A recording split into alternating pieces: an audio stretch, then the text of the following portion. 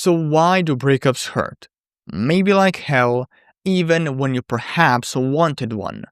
Let's dive into the reasons that aren't immediately obvious but are deeply ingrained in our psychology and social behaviors. Starting with number one, breakups shatter identity. And this is one of the main reasons they hurt so much. Because when you're in a relationship, your beliefs, your goals, your values, they kind of start to merge with your partner's beliefs, goals, and values. And this creates what's called a shared identity. Now, losing that identity, it throws you obviously into emotional turmoil, leaving you feeling empty, hopeless, sometimes even depressed.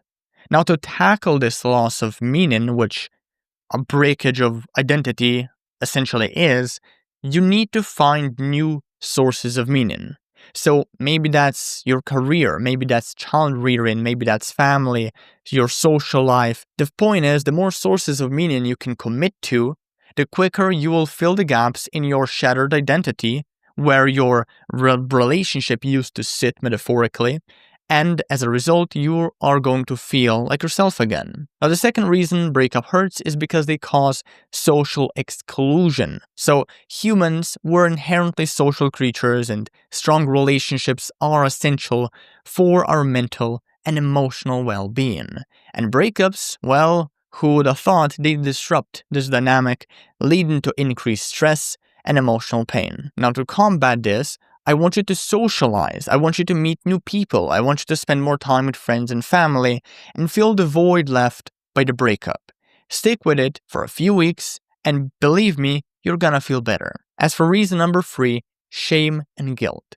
The backstory here is that breakups often bring feelings of shame and guilt, whether you were the dumper or the dumped, and you might feel like you failed to meet your own or others' expectations. And that's why you feel guilty. And that's why you feel shame. And that can also then lead to feelings of worthlessness and even at worst, depression. Now, the best way to deal with all of these emotions is essentially through vulnerability. To open up emotionally when talking to people, and you should talk to people about this stuff, to open up about shame and guilt specifically.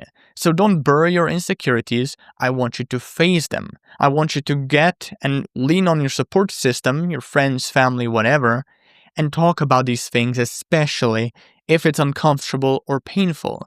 And please be willing to get hurt here, because on the flip side, this is going to be very therapeutic for you. It's going to be very healing.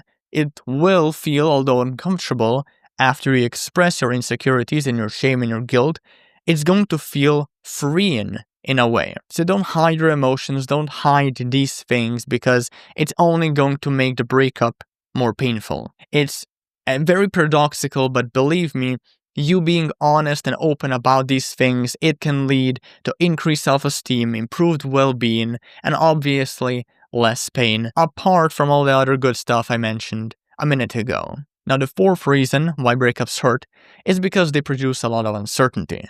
It plays just a really big role here, okay? It often leads, in fact, to obsessive, sabotaging thoughts. For example, was I not good enough? Were we really incompatible? Was I a horrible partner? That's the kind of thoughts uncertainty bestows upon you, right? Kind of curses you with. And the more you dwell on these, in some way, very stupid questions, the deeper you will settle into uncertainty, because you're never going to get a decent answer for them, and it's only going to lead to more anxiety. Now, the solution, well, it's to be okay with uncertainty, to learn that certainty and to realize that certainty is an illusion, that almost nothing in life really is certain. So instead of running away from these negative emotions, I want you to face them head on. Ignoring your grief, anger, or discomfort, kind of similarly to what I said in my last point, will only make things worse in the long run. It will only cause more pain. So turn towards uncertainty and just accept it and be okay with it. At least try to. Anyhow, the last reason why breakups hurt is because they cause actual physical pain. Yes, this actually is the thing. Studies show that the same areas of the brain activated by physical pain are also triggered by the emotional pain of a breakup. Our brain even releases natural painkillers when faced with rejection, like a breakup or like a divorce or separation, even.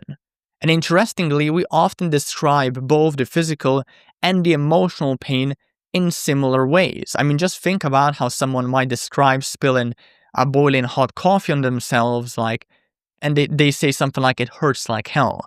Like, we use the same language, the same phrases when describing the pain of heartbreak. Now, there isn't a specific way to cope with this kind of a pain, but the solutions I often recommend, meditation, journaling, therapy, they can all help. And it's something that you really should dive deeper into if you're not doing it already.